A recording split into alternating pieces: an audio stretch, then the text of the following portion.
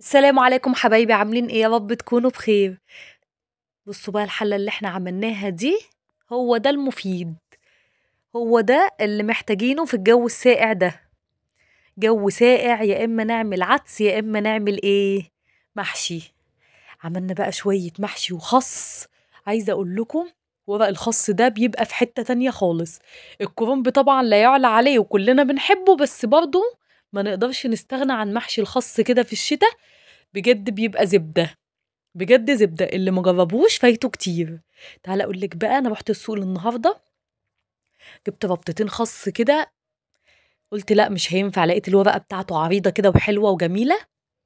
قلت لا، لازم اعمل للولاد حبه محشي خس مع صباعين كوسه وصباعين بتنجان. صينيه محشي مش عايزه اقول لكم، هي مش عايزه غير الجو اللي احنا فيه ده، وهي سخنه مولعه كده. تاكليها بألف هنا وشفا، بألف هنا وشفا. بقى للي كل حاجه حطي لايك وشير للفيديو، وفعلي زر الجرس عشان يوصلك مني كل جديد من مطبخ ياسمين. ولو لسه مش متابعة القناة بتاعتي، اتمنى ان انتي تتابعيني. اوعي ما تكونيش حطيتي لايك، حطي بقى لايك للفيديو علشان الفيديو حلو قوي، فيه تركات مهمة جدا جدا جدا.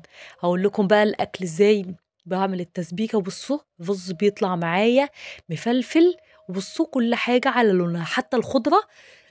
يعني المحشي استوى والخضرة زي ما هي لونها اخضر. اقول لكم بقى على طريقتي في المحشي، يا رب تعجبكم. بص بقى، رحت السوق، جبت بقى ما شاء الله الخضار كان طازه خالص. جبت الخضره وجبت ربطتين الخس زي ما وريتكم. تعالوا بقى نسمي بسم الله ونبدأ الفيديو بتاعنا. طبعا المحشي يعني بصل كتير. حطي بقى نص كيلو بصل كده في الكبة، او قطعيه على ايدك. انا قطعته في الكبة زي على ايدي بالظبط، يعني ما نعمتهوش. حاولي ما لو هتضربي البصل بتاع المحشي في الكبة، ما تنعموش، هما ضربتين اتنين وخلاص، وتطلعيه من الكبة علشان ما ينزلش المية بتاعته في الكبة. احنا عايزين ننزل السوائل اللي فيه كلها في المحشي، علشان طبعا يعلي التست معانا ويعمل ريحة حلوة كده. طبعا الطماطم كانت عندي وما شاء الله كانت حمرا، انا مشتريتش طماطم، كنت جايباها من السوق واحمرت زي ما انتوا شايفين. ضربتها بقى هي كمان في الكبة. البصلايه بقى بتاعتي حط شوية زيت او زبدة، المادة الدهنية اللي انت تستخدميها استخدميها، بس طبعا المحشي بيحب الزيت. حبة زيت حلوين مع حتة زبدة برضو. نزلنا بالبصل لما دبل، نزلنا عليه بمعلقة سكر علشان خاطر السكر مع البصل بيخليه يكرمل، بيخليه بقى يكرمل ويبقى حلو. معلقة بقى من هريسة الشطة اللي انا كنت عاملاها معاكم. حطي بقى التوابل اللي انت عاوزاها. انا حطيت بقى ورقة لوري كده في التسبيكة بتاعت المحشي بتخليها طعمها حلو. حبة من السبع بهارات، فلفل اسود، كمون، كزبرة، شطة. لا ما حطيتش شطة، حطيت بابريكا. بصوا بقى الخلطة الحلوة الجميلة دي هننزل عليها بقى بالطماطم اللي احنا ضربناها في الكبة. طبعا تقدري تزودي الكمية زي ما انت عاوزة، بس انا ايه بعمل ده المقدار اللي هيكفيني يعني. عايزة اقول لكم ان انا ضربت الطماطم في الكبة من غير نقطة مية. لو تقدري تضربي الطماطم من غير ما تحط لها يعني سوائل يكون احسن، هتتسبك معاكي بسرعة، وفي نفس الوقت بتكون حلوة جدا وبتحافظ على لونها. كتر ما بتحطي للطماطم مية، طماطم يعني لو هي حمرا الحمار بتاعها بيروح، بيفتح شوية. دول بقى ربطتين الخس. تعالى اقول لكم بقى انا بورق الخس ازاي، عشان لو هتعملي بيه محشي تورقيه ازاي يعني وما تهدريش في الورق بتاعه، وتستخدمي الورق بتاعه كله. بصوا انا هقطع بقى كل الخس اللي هو او الورق الكبير اللي هو في الاول ده، وبعد كده هخرط بقى. بصوا الورق ما شاء الله كان جميل قوي وكان عريض. بصوا، بصوا بعملها ازاي.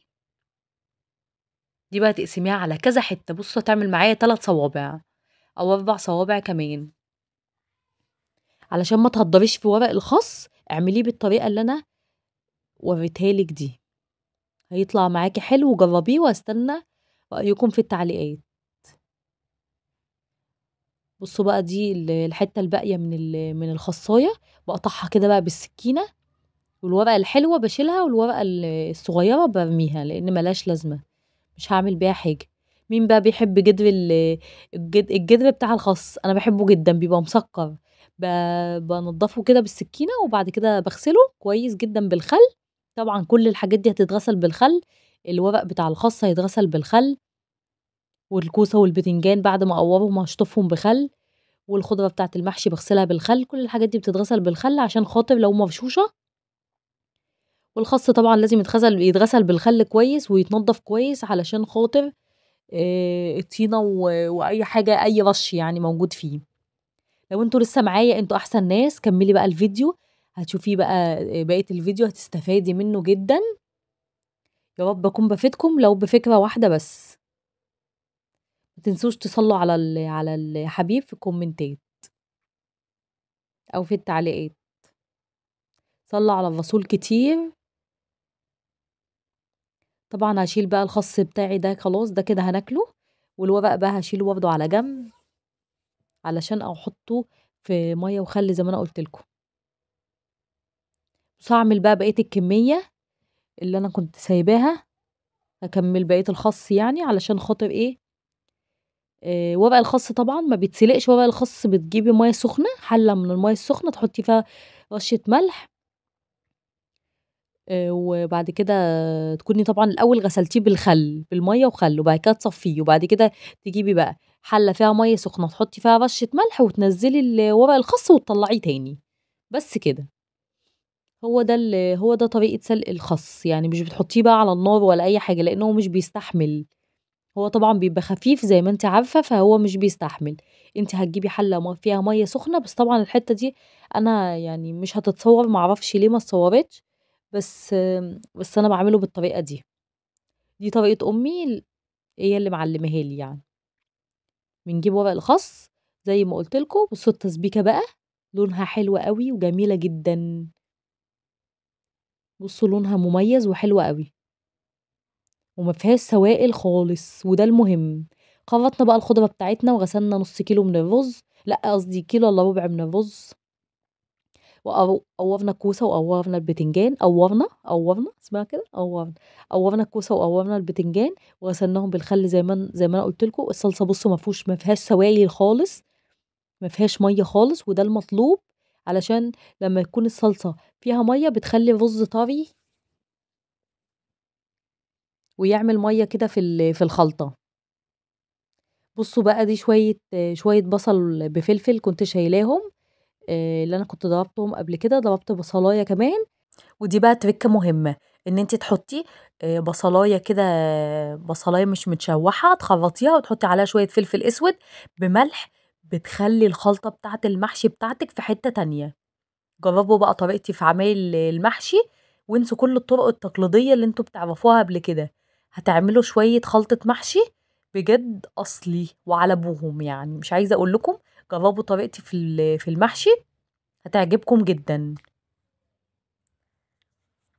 كده احنا كنا لفينا خلاص محشي الخس، بصوا لونه جميل ازاي. انا بحب الف صوابع يا جماعه، في ناس بتحب تعمله مثلثات، بس انا مش عارفه ليه بحب صوابع، بحب صوابع قوي. بصوا بقى بألف هنا وشفا. هينزل بقى ما شاء الله كده من الحله، حاجه كده يعني عظمه، تدفي كده في الشتاء الجميل اللي احنا فيه ده. الحله سخنه. انا بعمل كده بس ايدي متلجه الصراحه من غسيل المواعين. بصوا الحله نظيفه وما شاء الله. انا بقى كنت حاطه بصلتين وشويه شرايح بصل وطماطمتين كده في قعر الحله. عايزه اقول لكم بقى نازلين حلوين، ومش محروقين ولا اي حاجه، والبصل نازل متكرمل وطعمه في حته تانية. انا بحب اكل البصل اللي بيبقى تحت المحشي ده. بصوا بقى محشي الخاص في حته تانية ازاي وجميل ازاي. يا رب يكون الفيديو عجبكم. اشوفكم بقى في فيديو جديد من مطبخ ياسمين. اشوفكم على خير. خليكوا بقى مع الجمال ده، عيشوا بقى اللحظة كده. صينية الكوسة بتاعتنا الحلوة الجميلة، انا ما بحبش انشفها قوي، بحب اديها وش كده بس، مش بحبها تعمل قعر، يعني بحبها تبقى ناشفة كده بس من فوق، بتبقى في حتة تانية. عايزة اقول لكم انا بموت في الاكلة دي، بعشقها.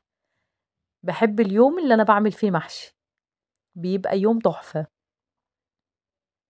يا بيتي كله يكتب لي في التعليقات تسلم ايدك، علشان خاطر بصراحة الأكلة دي عجباني جدا وأنا حباها جدا. أنا عايزة أقول لكم أنا بسجل لكم الفيديو دلوقتي، أنا نفسي أخش جوه الموبايل وأكلها تاني.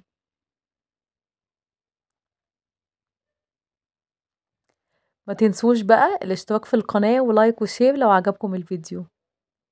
بصوا بقى هفتح لكم صباع كوسة كده، بصوا الرز بتاع الكوسة عامل ازاي، في حتة تانية خالص.